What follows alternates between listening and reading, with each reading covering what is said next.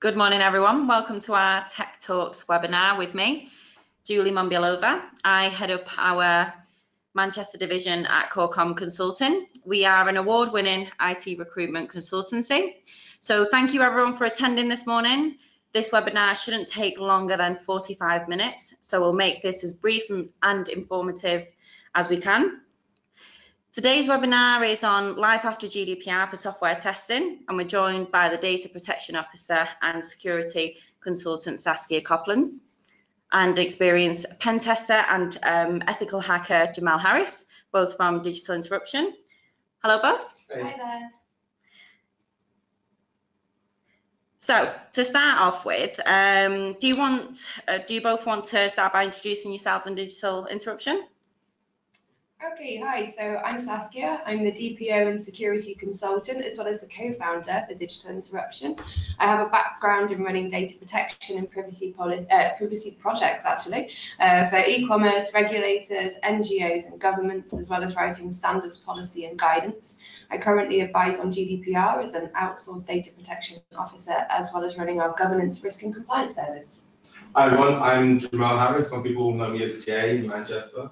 I'm an ethical hacker and pen tester, so I spend a lot of my time trying to find ways to break into companies, to find vulnerabilities in their applications and their networks, and advising in ways that they can protect from people like me, so from other hackers and bad guys. Sounds all good, guys. Thanks for introducing yourselves. So before we start, if anybody has any questions or comments along the way, please do use the chat facility and we'll answer as many as we can towards the end. They are anonymous, so don't be shy. So Saskia, we starting off with you? Okay, so starting off with implementing the GDPR. So I'm assuming at this point all organisations will have done some work towards implementing their GDPR as it's already live.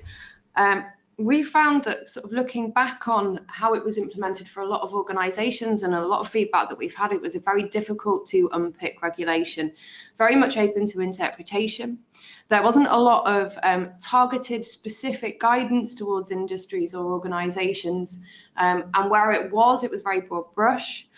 Also, we've had a lot of feedback of a lack of targeted training. So people have come to me following training that they've had by quite well-respected companies, yet within the training, when they've asked specific questions, they've not been able to get an answer, which must be incredibly frustrating and very difficult to understand where you go from there. And then when they've gone to the internet in order to try and find the answers, they're coming up without a solution at that point as well. We found that one of the issues with GDPR is there isn't a set framework for implementation. So if you look at some of the other frameworks that you have in place, like PCI DSS, for example, they're very clear about what they want in terms of security, what that security looks like. They give you an audit that they need you to follow, whereas GDPR doesn't really have that. So this is going to lead us to our first poll of the morning, which is based on the implementation that you have in your organisation. How confident do you feel to take on security and compliance responsibilities? So do feel free to add in your answer. Everything's kept confidential. Also, do feel free to ask questions along the way. We won't pick them up until the end, but it would be really interesting to hear what you have to say. Give it maybe a couple of more seconds. Okay, I think we're decided. No, we're still changing. So actually, it's looking quite good at the moment. With 50% of people are somewhat confident. But then we've got 38 who are confident, going down a bit, and it keeps moving with not at all. But we've got a good 20, sometimes going up a little bit from 20% who are not at all confident. So encouraging in some ways, worrying in others, but really not at all surprising. Based on what we've already said about the implementation of GDPR, but also with the fact that to compound this, it sits alongside a new Data Protection Act. So this is something that a lot of people actually haven't been aware of, which again is a little worrying and concerning, that there is a new Data Protection Act for 2018. So this came into force alongside the GDPR. The idea is that it implements the GDPR whilst providing certain UK-specific provisions. And like the GDPR, the aim is to modernise data protection laws to ensure that they're effective for years to come. So the GDPR itself gives member states limited opportunities to make provisions for how it applies to their specific country. And the DPA 2018 is how we're doing this in the UK. In terms of how it works, it's probably not a big deal for you specifically as an individual within your organisation, except some of the provisions will be quite relevant to you if you're a sole trader or a limited company. So registration is a big deal. Under the GDPR, you don't have to register. However, under the DPA, you do. So if you process any personal data, you must by law register with the ICO and pay a registration fee. Depending on what you're doing as an organisation, you may also need a data protection officer. What your fee is will depend on your size and turnover. If you're a sole trader or a limited company or an individual, it's likely that it's going to be around £40 or £60 a year. It can go up to nearly £3,000 a year. Charities and small occupational pension schemes will only pay £40 a year regardless of their size. Some organisations that are non-for-profit are exempt. So if you're running charities or community groups, you might also want to check out the ICO and see what your responsibilities are. If you're not sure if you need to register, do go to the ICO and have a look at what they have to say. They'll guide you through with a questionnaire, an interactive questionnaire, which will tell you whether you need to register a DPA, whether you need to register, what your tier level is. And if you're bored and you want to see if other people you know are registered or not registered, have a look at the link below. We've done this recently and found that quite a lot of organisations that we know weren't registered or were on the wrong tier, so we dropped them an email to let them know they needed to do that. And if you find out that your own organisation isn't registered, you might want to let them know too. So what else do the regs say? Well, one of the main things is going to be around privacy notices. So what do privacy notices have to do with software testing? Well, bear with me, I shall tell you. You should be reviewing all your current privacy notices to ensure that these are in an easy, accessible and up-to-date format and that they're presented for any customers who are looking at your website. A privacy notice is not the same as a privacy policy under the DPA 1998. It's now different. You need to include more detailed information, including your lawful basis for processing and personal data and retention periods. Unless you are exempt, it's unlikely that you're going to be exempt. Your privacy notice should be an externally facing statement that explains to data subjects how their personal data is collected, used, retained and disclosed.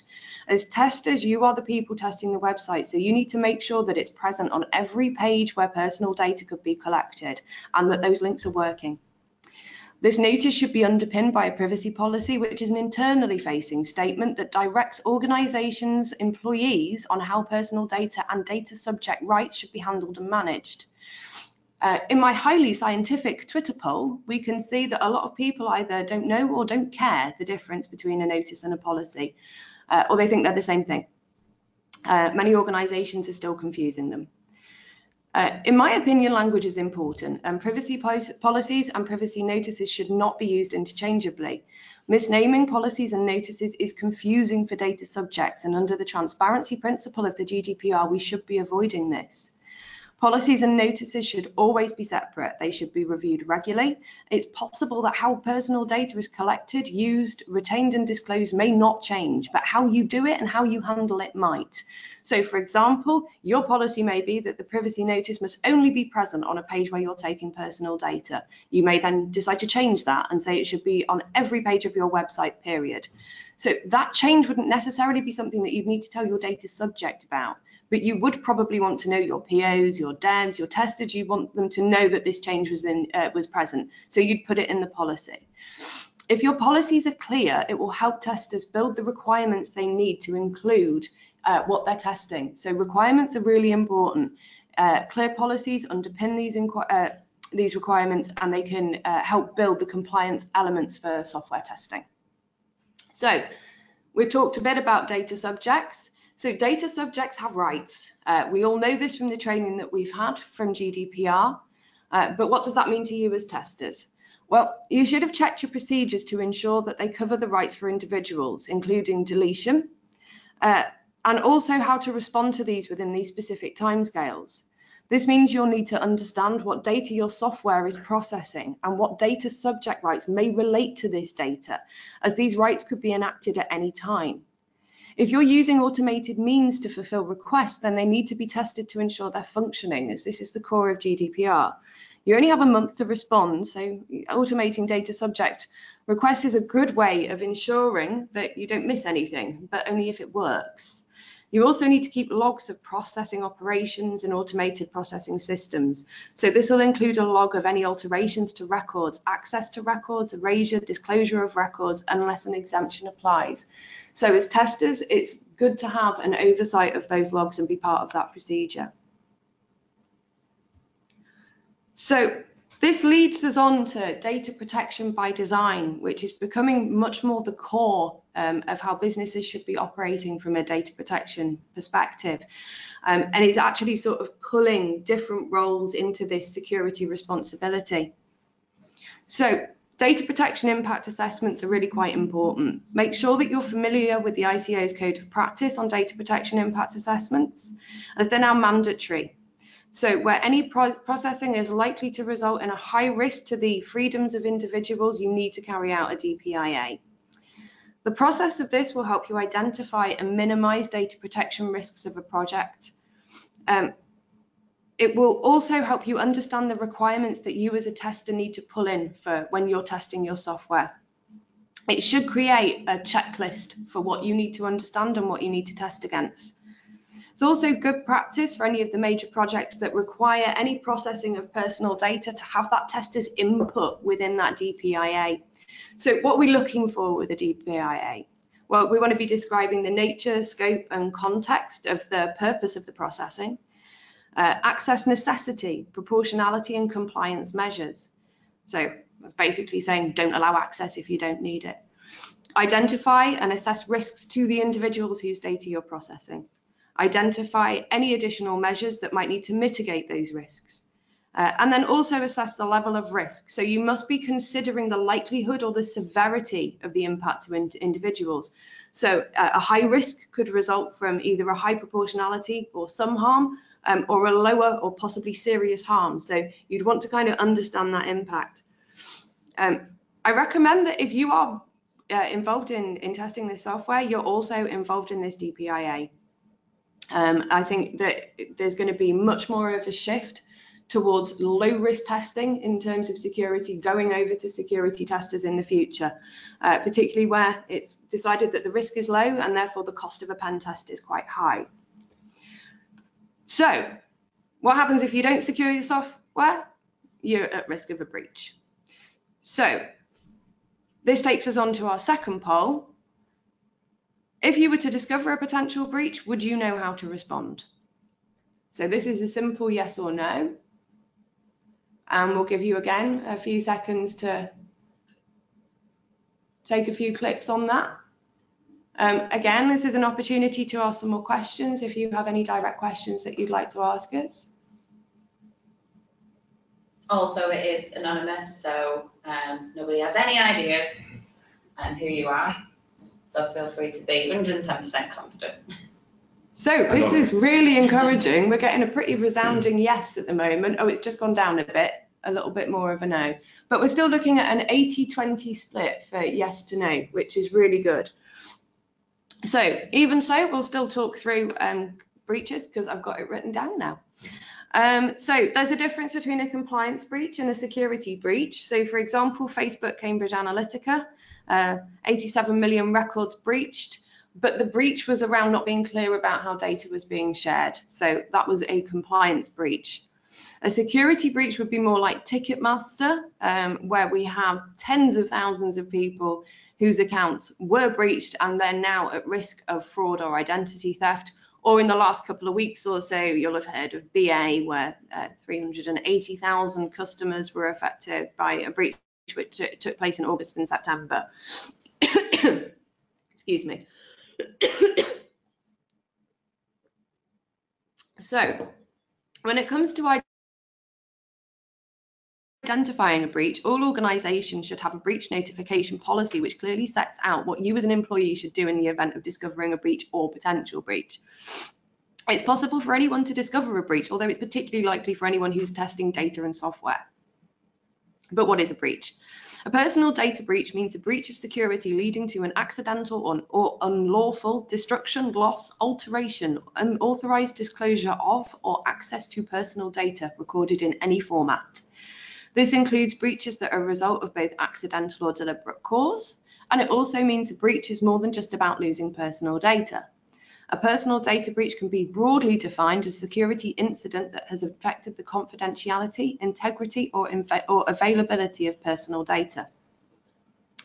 There will be a personal data breach where personal data is lost, destroyed, corrupted, or disclosed. If someone accesses the data or passes it without the proper authorization, or if data is made unavailable and that unavailability has a significant or negative effect on the individual. If you think a breach has occurred, you must report it to the appropriate person in your organization immediately, and you should not discuss the breach with anybody but them.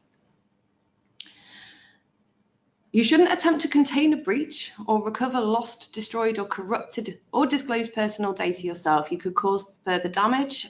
Leave it to the responsible person in your organization. They will have a plan with how to deal with it. Also, don't be tempted to cover up a breach. Containing a breach as soon as possible reduces both the risk and the impact. So think in terms of if it was your data and you were at risk of identity theft, what would you want to happen? All breaches should be recorded, regardless of whether or not they are reported to the ICO. Your internal policy should set out the process for doing this. So moving on, data protection by design. So data protection by design puts a much bigger onus on security and how security is embedded in your organization and software. There will be an increasing expectation that some of the elements of your compliance and security will fall to software testers, especially where that personal data being processed is considered low risk, so not financially viable to bring in a pen test. Well, how are we going to implement this? What does this mean? How will you take on this new responsibility? Well, Jay has some suggestions on how you can left shift testing into your pipeline. Thanks. So just before we start that, we want to run the final poll. So we're curious, what kind of software development methodologies do you guys use? Are you guys more, Agile, Scrum, Waterfall, etc.? So whilst you guys take a minute to vote on that, I just wanted to kind of tell you guys a story. So I was at this conference last year called DevOps Days, and the speaker asked a question. He said, who here is in security? And my hand went up. I saw one or two other hands go up. And then I heard someone from the back of the room just go, boo. So yeah, I'm sure it was a little tongue-in-cheek. The guy was joking, but to me, it highlighted how a lot of these other teams view security. Often we're the blockers, right? We're the people that say, no, you can't go live, or no, you can't do your job. I find it interesting that this is how we're seen by the other people, and I want to think of ways where we can try and stop security being a blocker. We want to be able to automate security so that we can actually become an enabler, because once we can automate it, we can start to integrate it.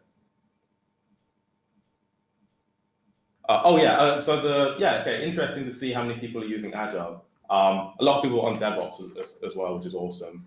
Still 30% on Waterfall, which is, so definitely interesting to see. So, okay, so security as it is at the moment is a bit of a blocker, something that gets in the way, but also it's something that's really important. So what's the solution? What can we do? We can't ignore security. So we want to try and find ways that we can actually put security in the hands of developers and testers. We want to do this thing called left shifting. We want to create more tooling and methodologies for people to test their applications earlier during development. Not only is it cheaper, but there are different ways to perform testing. As a pen tester, I'm quite limited in my approach. I have limited understanding of the application. Usually I'm only on site for a week or two. You guys really have a really fantastic knowledge of your application. And it makes sense to be able to leverage that to perform additional security testing. So really, I want you guys to make me work for my money. I don't want to be finding basic vulnerabilities at the end when the applications come to me. Instead, by bringing security closer to what you guys do and finding these vulnerabilities, you're going to have more secure applications. So I do just want to say there are different types of applications, right? You might decide that your application is an internal brochureware application, maybe something that doesn't contain any sensitive user details, or something that the users are trusted. Maybe they need to be on an internal network, or they need to authenticate some other way. In this case, yeah, you might argue that actually, we don't need a full pen test, or security is not so important for this type of application. On the other hand, we might have some big important fintech application, something that handles sensitive data, something that takes payments, for example. These are the applications that are likely to be attacked. And so they're the ones that might require more of a security budget, more security testing, and pen testing, and just more of an understanding about how the applications are used and any security risks that might be present. So I like to think of this with a kind of chart. On the bottom left here, we have applications that, as I said, are very, they're internal applications maybe, or there's no sensitive actions performed, no user details collected. In this case, you might argue that, okay, we don't need a pen test. This type of application is going to have the least of our security budget allocated to it. On the other side, so up in the red corner, we have the applications that are very high risk. And they're the ones that do require security testing. And as we discussed before, the earlier you can do that in the development process, the better. I've often worked with some clients, and they've had these high-risk applications, and they come to us at the end, and we find some vulnerabilities, and it requires a rewrite of the whole application. And obviously, this is a very expensive process. So these applications that you decide are more in the red sector, they're the ones you should be thinking about security early. During development, during testing. These middle ones, so in the orange here, so maybe it's an internal application, but there's highly sensitive data that it contains. Or maybe external, where there's more of a reputational risk if there is a vulnerability.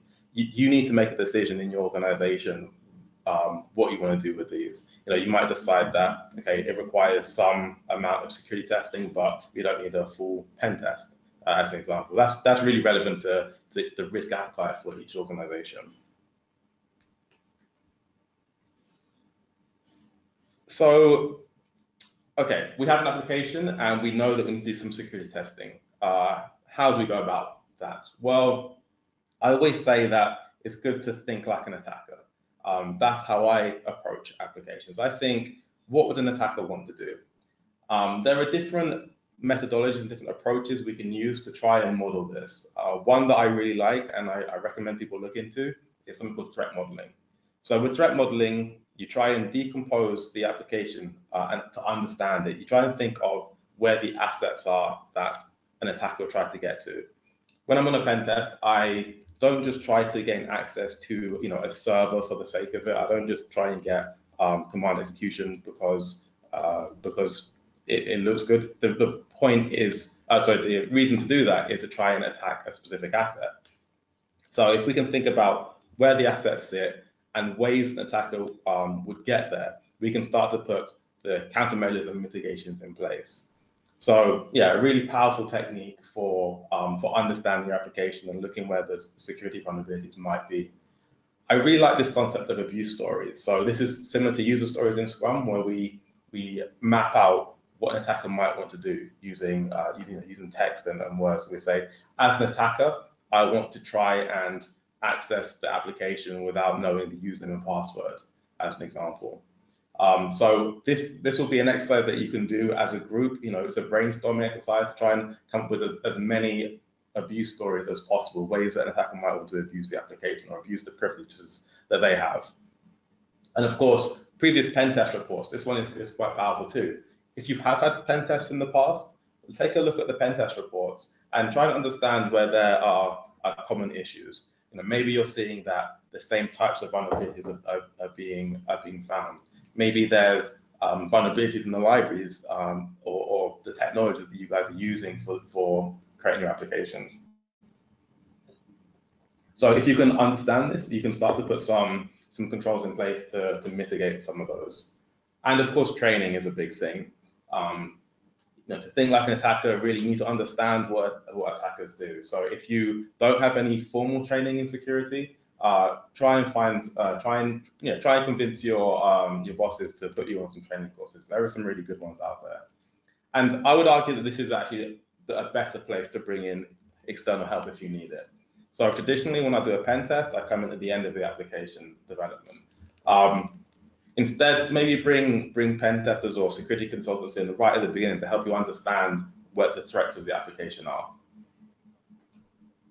So let's assume that we've done some of these things. We've looked at abuse stories and we've done some threat modeling, maybe previous pen test reports. We can actually start to decide a list of security requirements for our application. So when we have this list of requirements, we know that if these requirements are met, the application is finished and by its nature secure. And this, for some applications, as I said, maybe in the orange, so it might be an orange application, maybe this will be enough. You know that any application that goes out in this state is secure enough for you.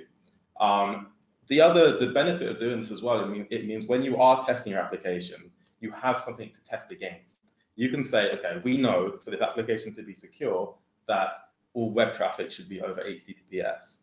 And you can develop some test cases to do that. You can say, okay, I know that for this application to be secure, the HTTP only, the secure flag should be set. So again, you have a way, you can test this and make sure that this is actually the case. So with the list of security requirements that's been generated from the previous brainstorm exercises, you can start to build up test cases to actually test that these things are true without necessarily bringing in an expensive pen tester at the end of development. So security requirements, it helps us define some of the design problems early.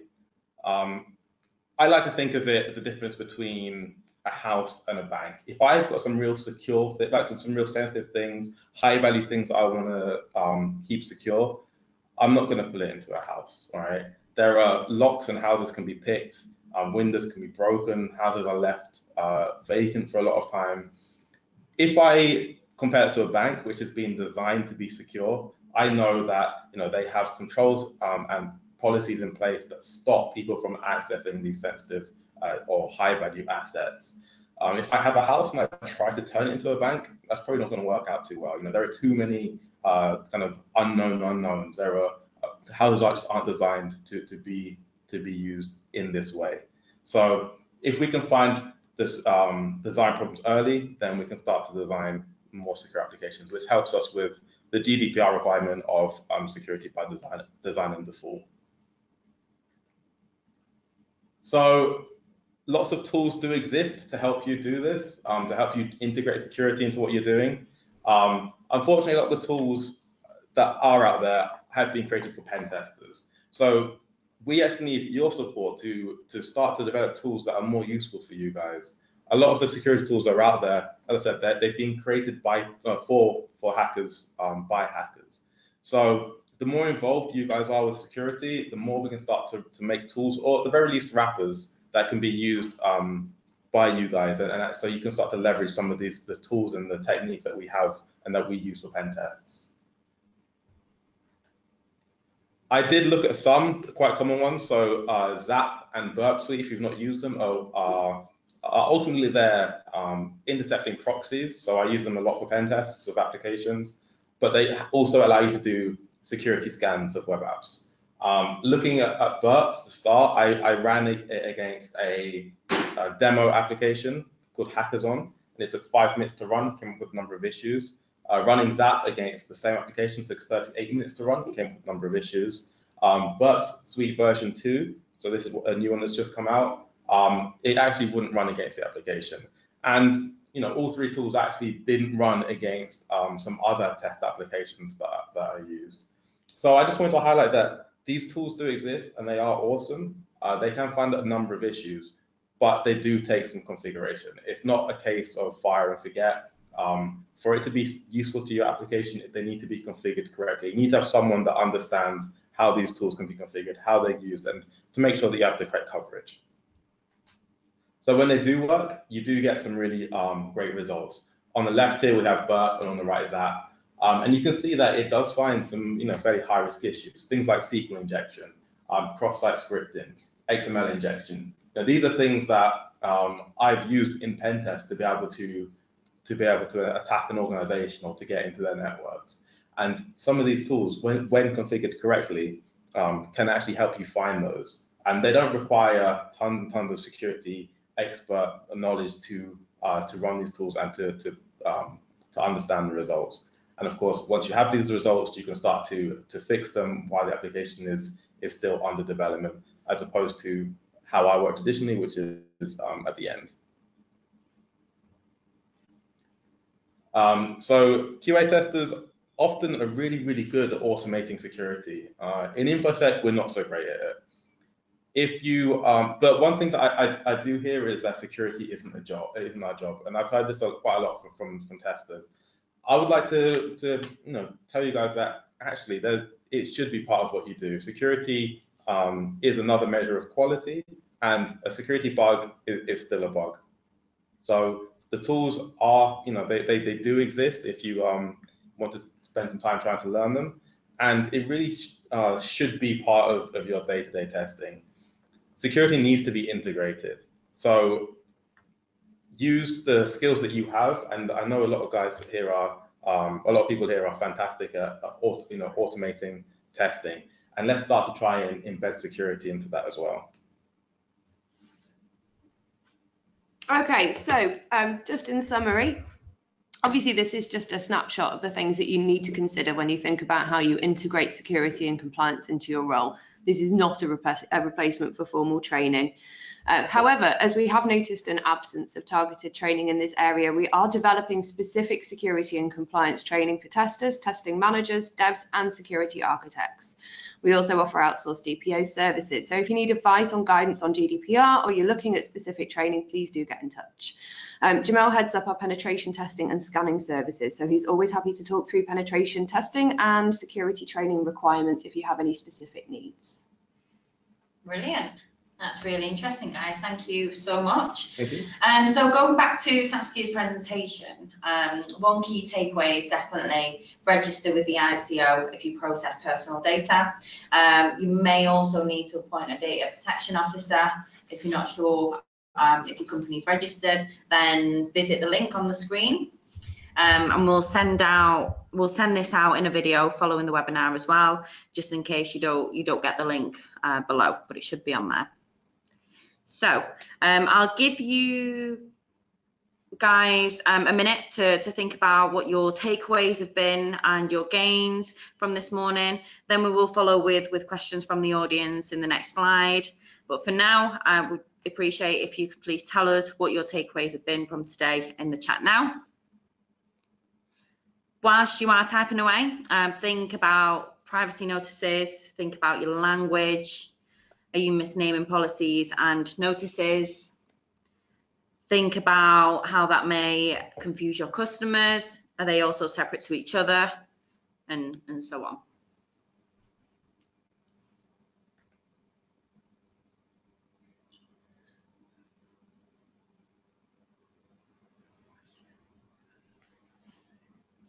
So we have a few questions coming in. If anyone has any more, feel free to ask them. Somebody has come up with is they will look at the ICO, our website, and check if their company is registered, which is definitely a really good point. We have a few more coming up. So we've got one popping up now, which I think might be a nice one for Jay to answer. So a small organisation that's just starting, when do they need to think about security? I would say really think about security as soon as possible. Security is one of those things that's easy to overlook or to put on the back burner. It's so often we call it a non-functional requirement. If you have a limited budget, it kind of makes sense to spend your budget on actually getting the product out, right?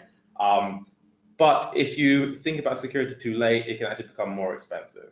Often I see companies that don't think about security until the last minute, and the cost of getting that wrong could be enormous. Companies have to rewrite their applications, or they suffer massive reputational damage because of it. There are it is becoming easier to try and think of security as you're creating applications. So as soon as possible would be my answer. Okay, so we're just looking at some more questions here.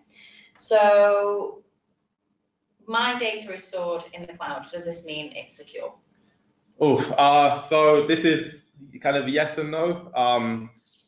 When you store your data in the cloud provider often is in charge of lots of things about the infrastructure, which is great. It means that you don't need to consider it. But you do need to think about how you're configuring things. I've seen lots of cases where organizations do store stuff, for example, Amazon Web Service, and they've misconfigured it, and that now that data is just public and open to everyone. So yes, storing data in the cloud can make you more secure in some instances, but you still need to be aware of how the data is used and how the services are being configured. If you sometimes you still need a pen test if your application is there, because you're looking at the application itself. So yeah, it can be a solution, but it's not the answer. Okay, brilliant. So I think we've just got about time for one more, which is, when do I need a pen tester? So as we looked, sometimes I would say sometimes you don't. If the application is particularly low risk, and it's up to you as an organization to decide what that means. If it's a low risk application and it's been developed with security best practices, maybe you'll say, I don't need a pen test. Times when you definitely do need a pen test though, if you're handling payment, there is a requirement, a PCI requirement to have a pen test, and this should be done I think annually or when the application changes significantly. So there will be a requirement reasons to get a pen test.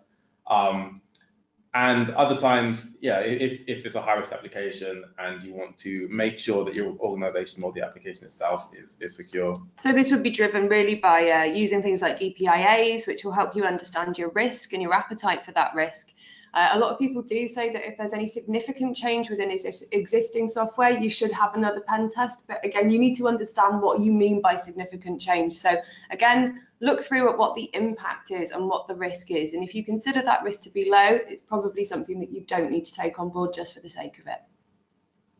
Okay, brilliant. So we've had quite a lot of questions actually, but we've only got some time for three. But you can contact or get in touch with Jahmel and Saskia via LinkedIn. All their details that will be provided towards the end of the presentation. Sorry, could I just say, if any questions about security, feel free to reach out to me or Saskia. We couldn't get to all the questions here, and there were some really good ones. So yeah, definitely just feel free to drop me an email, and I'll get back to you.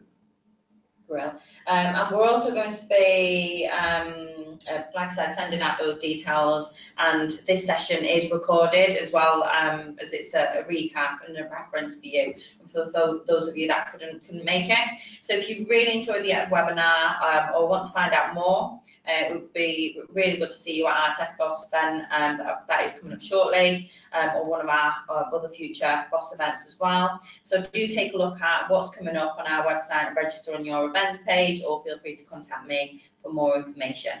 So I'd like to thank you both, Jahmel, Saskia, for your time today. Thank you. Thank you. Brilliant, and thank you so much everyone for attending.